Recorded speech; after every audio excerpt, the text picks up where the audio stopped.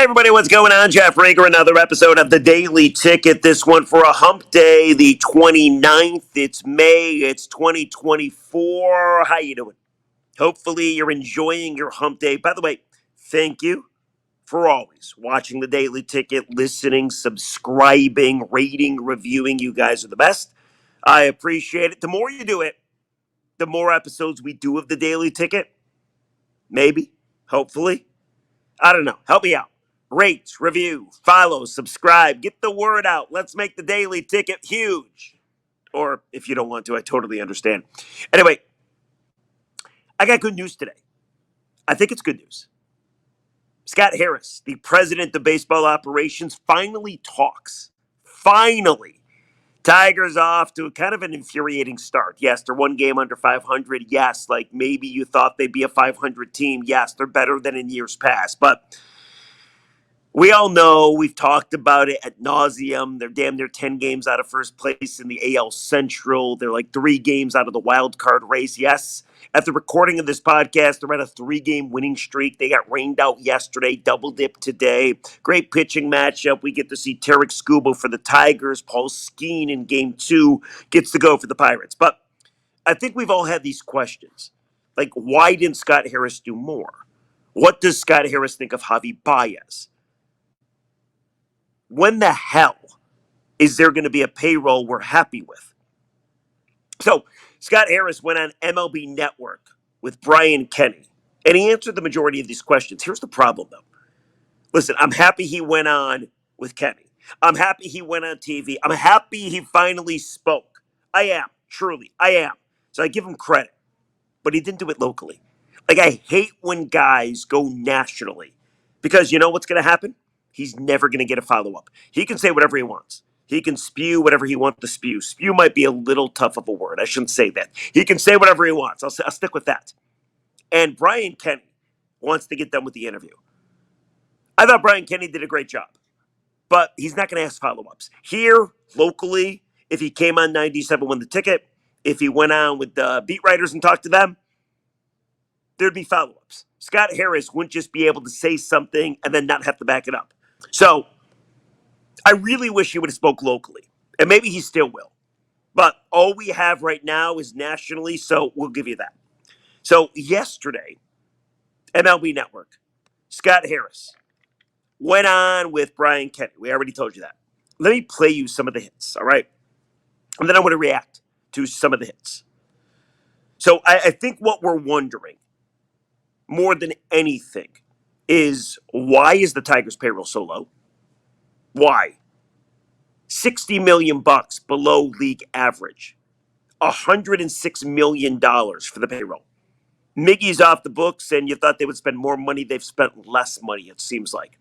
And yeah, they went out and they made some moves. They got Kenta Maeda, and they got Jack Flaherty, and they got Mark Canha, and they got Gio Urshela.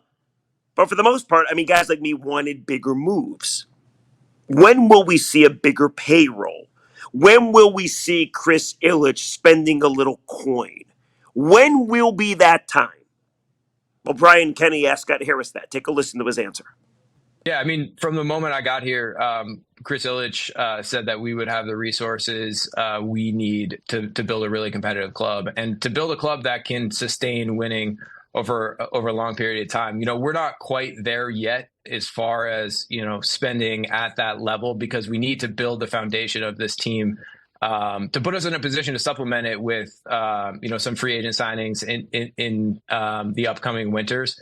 You know, I have confidence that the resources will be here. The Ilitch family has always supported the Tigers, and they are ready and eager to do it. And I'm actually sitting in the world headquarters for Little Caesars right now, because we have scouting meetings across the street at Little Caesars, and I'm confident that the resources will be there. We just have to develop the core that we're going to spend around, and we also have to target the players in upcoming winters that can really help us. All right, so here's a couple things. I have so many questions about this answer, and that's why I wish he did this interview locally so somebody could follow up. My number one question is, when's this going to be? When are you going to spend money? He talks about this core. Is it this core? Like guys like Riley Green and Spencer Torkelson and Colt Keith and Kerry Carpenter. Is it this core, or is it some other core? Like, I like how he says, oh, yeah, Chris is going to spend, but he gives you no time frame of when the spending's going to happen. Is it going to happen this year? Is it going to happen next year? Is it going to happen the year after that? And by the way, why can't you simultaneously spend a little bit? Nobody's asking you to be the Mets. Nobody's saying go out and get Shohei Ohtani for 700 million. How about just an average payroll? Because we do know you can equate payroll to making the postseason. But what core? What core needs to be developed? I don't know. I don't know these answers. This answer agitates me because your payroll's way too low. And nobody's asking you to break the bank. But I want to win again. I know you want to win again. The Tigers are mired in the longest playoff drought skid in Major League Baseball. Haven't made the playoffs in a decade. And listen, I don't think any miracle is going to happen this year. So it's going to be 10 years after this year when they miss again. Is it too much to ask to spend just a little bit? Like, this sounds like a rebuild. Got to develop the core. Like, what the hell we been doing here? I get it, man. This isn't all Scott Harris's fault. He's only been here for this is year 2. But my God, you got yourself a pretty good pitching staff. You could complement that with some veteran bats. I know the bullpen's been struggling of late. I just don't understand why you can't do both simultaneously. Let's develop the core and go get some veteran players that can actually play baseball and help you out. I didn't like the answer. I just don't know when the time frame is. How long do we have to sit around? How long? The other thing, too, by the way, is by the way he answered this question, and we knew this already, but this year doesn't matter. This year is a let's evaluate year. This year is, hey, I'm going to punt it away. I understand the AL Central is better than people thought. The Guardians are red hot. The Kansas City Royals are a good team that just swept you. But man, oh man, oh man, it would be nice to spend just a little bit of money. And by the way, I know Chris does spend. Like Chris and Mike gave Al a $500 million to spend. Unfortunately, they spent it unwisely. Chris spent for Javi Baez. Chris spent for Erod. Unfortunately, Erod bamboozled Scott Harris, and Javi Baez turns out to be one of the worst players, if not the worst players in baseball. So I get it. Maybe they're a little apprehensive to spend. But when can we get that? Please? And here's the other thing, too. I mean, all these things just pop in your mind. We've talked a lot about Tarek Skubal. Should you trade him? Should you not? He's got 2 years of control. He's one of the best lefties in all of baseball. Hell, he's one of the best pitchers in all of baseball. By the way this sounds, you got to trade him, right? This sounds like a rebuild. You got to develop some core. We don't know who the core is. So this sounds like a rebuild. So you got to trade him. Do you trust Scott Harris to trade him? You got to believe whoever you trade him to, you could raid their farm system. If this is a rebuild, which that quote sounds like this is a rebuild, right? Even though he didn't come out right and say it. Don't you have to trade Skubal? Because his time frame makes no sense for your time frame. He's got 2 years of control, and then you got to give him 100, 200, 300, $400 million. How much money you got to give him? So you probably got to deal him. And I'm okay with that. But you can't get it wrong.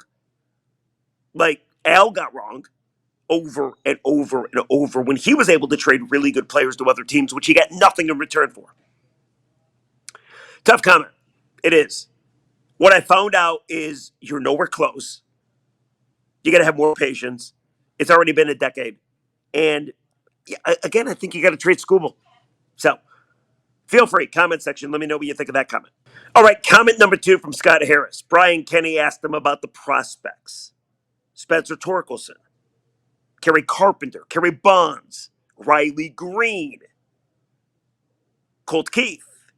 How are these guys doing? Take a listen.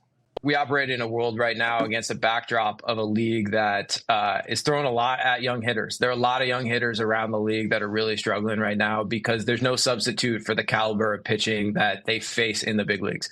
You can't, take young hitters and just give them a little bit more time in the minor leagues and all of a sudden, prepare them to face Jones and Skeens, who we're coming up against the the Pirates, and certainly some of the veteran starters who are pitching with a ton of stuff and command at this level that our young hitters just don't see in the minor leagues. He says there's no substitute for the caliber of pitching that you face in the big leagues. You can't take young hitters and just give them a little more time in the minors and all of a sudden prepare them for major league pitching. Last year, Scott Harris said the complete opposite. I got the quote. You don't believe me? Remember, we were all bitching and whining and moaning. Why can't you bring up Colt Keith? Bring up some of these kids, right? Harris a year ago, quote, it's really hard to make up for reps they can get against different pitchers in AAA. I have an obligation to make sure they've prepared to hit this pitching. So last year, it was let's keep these kids in the minors because AAA pitching is so important. This year, it's you can't possibly. No, you can't possibly become a good major league hitter without facing major league pitching. Like, which one is it? And by the way, if this is a rebuild, which I think we're led to believe this is a rebuild, which we already just discussed after the first cut, why not bring up all the kids? Last year, he wants to keep all the kids down. You need that AAA pitching. This year, oh no, we need these kids to get these major league at bats, okay? Interesting. So why not bring everybody up? Bring up Jace Young. Bring up Jackson Jobe when he's healthy. Bring up Justin Henry Malloy. Bring them all up. Bring all the kids up. Get rid of Marcana. Get rid of Gio Urshela. I mean, why not bring everybody up? If major league at-bats are that important, bring everybody up. Because this year doesn't matter. So bring up the kids. Get them experience. Maybe that cuts the rebuild down a year? I don't know. This is so frustrating. Why the different theory? Why last year you got to keep them down, but this year, oh yeah, we got to keep them up. But there's more. I found this interesting. And I fully admit maybe I'm looking into this too deep. But Brian Kenny brought up the prospects. It was Colt Keith, Kerry Carpenter, Riley Green, and Spencer Torkelson. Take a listen to this cut by Scott Harris when he was asked, how are these kids doing? Just listen to the cut. What do you notice? We'll talk afterwards. I think we've seen flashes with all three of those guys. Certainly Carp and Riley are a little bit ahead in terms of their performance. I think with Colt, his aggregate performance belies a really strong May. He's starting to come out of the adjustment period. I don't think we're out of the woods yet with Colt, but we've seen a lot of positive signs in the last few weeks. I know you're waiting with bated breath. He said, I think we see flashes with all three of those guys.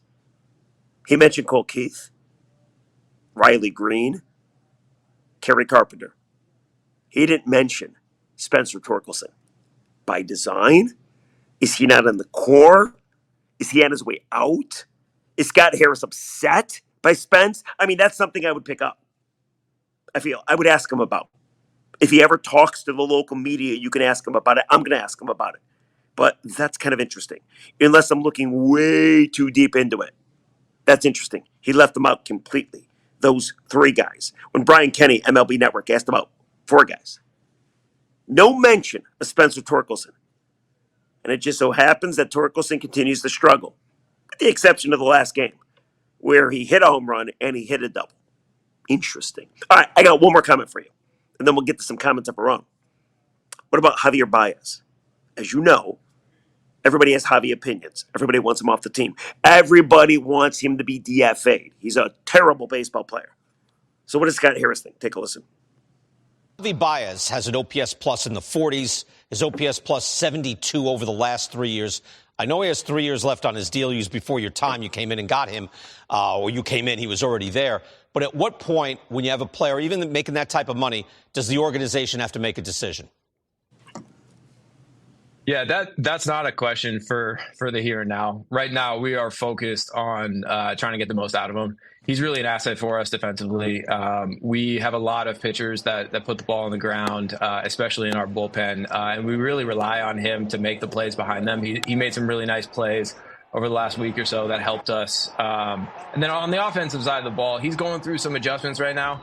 You know, he's on the other side of 30 right now, but it doesn't make him old. He's still has that fast twitch. He still has that athleticism. We just got to find a way to help him make some adjustments get back to barreling balls and punishing mistakes like he did in a Cubs uniform, back a few years ago. So we're focused on just trying to help him make adjustments right now, and try to, put him in a position to help us win games. All right. So that answer was a bunch of hooey. It was ridiculous. I mean, first of all, he talked about the player that Javy was when he was a Cub. That was like 5 years ago, 6 years ago. Javy ain't that dude anymore. Here's the other thing. He talks about how good defensively Javy is. Javy is 32nd in baseball in defensive runs saved. Are there even 32 shortstops? I mean, give me a break. Javy can't hit. Javy, for the most part, can't field. I know people want to bring up, but hey, he's second on the team in RBIs. And hey, with guys in scoring position, he hits over 400. Very limited sample size. I think what that comment is simple. Chris Ilitch will not allow me to buy him out. Scott Harris, I gotta believe, is a smart dude. Went to good schools, been in baseball his whole life. Is the president of baseball operations for a Major League Baseball team. He knows Javy's no good. So don't try to sell us like he's any good. Defensively, working on stuff offensively. Javy has no motivation. I actually agree with Harris about one part. Yes, he's on the other side of 30. And yes, he still has that quick twitch. But you know what? I just don't think he's motivated. I think Javy doesn't care. And if you get angry with me for saying such a thing, how dare you question an athlete's care factor? I mean, am I wrong? So, I think that comment right there was pretty much easy to decipher. Scott Harris knows that he's unable to make Javy go anywhere. I mean, how AJ Hinch benches Javy like once a week, if not twice a week. They don't want him on this team.